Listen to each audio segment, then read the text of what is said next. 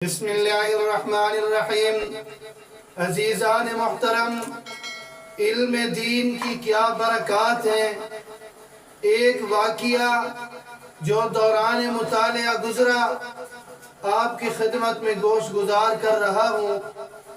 شیخ الاسلام علامہ شمس الحق افغانی رحمۃ اللہ علیہ فرماتی ہیں کہ دیوبند کے مدرسہ دارالعلوم میں حدیث کا ایک طالب علم فوت ہو گیا جو افغانستان کا رہنے والا تھا۔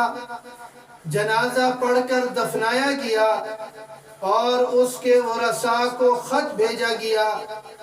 فاصلہ لمبا تھا، 6 ماہ بعد خط اس کے گھر پہنچا۔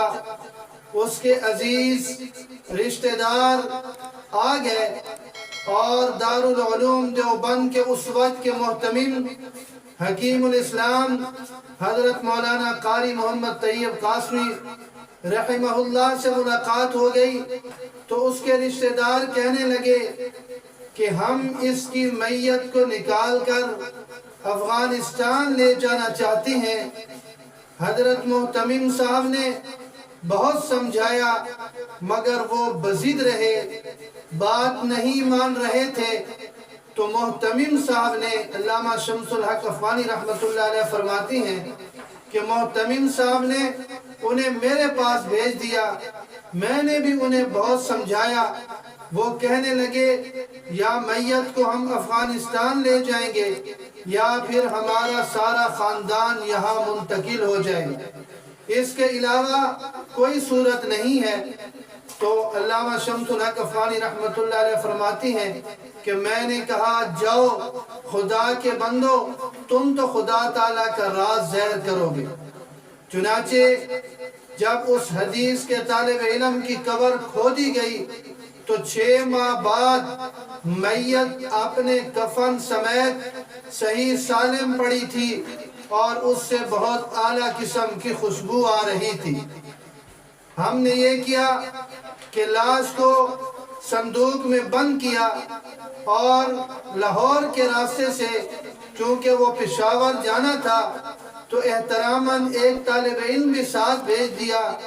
پشاور کے ریلوے اسٹیشن پہ ایکسائز اور پولیس والوں نے کہا کہ اس صندوق میں کوئی سمگلنگ کا سامان ہے، کوئی کستوری یا مشک ہے جو سمگل ہو رہی ہے۔ تو چنانچہ انہوں نے اس صندوق کو کھولا اور دیکھا تو اس میں حدیث کا طالب علم موجود تھا جس کا کفن بھی صحیح سالم تھا اور جس کی میت بھی صحیح سالم تھی۔ فرماتی ہیں کہ اب تصویر کا دوسرا رخ بھی دیکھیے کہ اسی دن پشاور کے ایک نواب کے بیٹے کی جو انگلینڈ میں پڑھتا تھا اس کی لاش بھی ایئرپورٹ پر اتاری گئی اور 3 دن اسے ہوئے تھے۔ اس کی لاش سے وہ بدبو آ رہی تھی کہ کوئی ساتھ ٹھہرنے کو تیار ہی نہیں تھا، چارپائی اٹھانے کے لیے کوئی تیار نہیں تھا۔ نوبت یہاں تک پہنچی کہ کرایہ پر لوگوں کو لے کر اجرت دے کر چارپائی کو لے جایا گیا اور اس کو دفنایا گیا۔ تو فرماتی ہیں کہ لوگوں نے اس واقعے سے بڑی عبرت حاصل کی کہ تصویر کا ایک رخ تو وہ ہے کہ جس میں طالب علم حدیث کا طالب علم ہے اور 6 ماہ بعد اس کو قبر سے نکالا جا رہا ہے۔ تصویر کا دوسرا رخ یہ ہے کہ انگریزی تعلیم حاصل کرنے والا ایک نواب کا بیٹا انگلینڈ سے جو ہے وہ پہنچتا ہے لیکن صرف 3 دن ہوئے ہیں اور اس کی لاش سے بدبو آ رہی ہے۔ تو کیسے لوگ اس سے عبرت حاصل نہ کریں کہ ایک جگہ خوشبو ہی خوشبو ہے اور ایک جگہ بدبو ہے اور لوگ پسند کرتے ہیں خوشبو کو۔ تو یہ علم دین کی برکات ہیں۔ یہ حدیث کے طالب علم کا ایک واقعہ ہے جس میں ہمارے لیے بہت سے سبق پوشیدہ ہیں۔ اللہ رب العزت ہمیں دین کی سمجھ نصیب فرمائے۔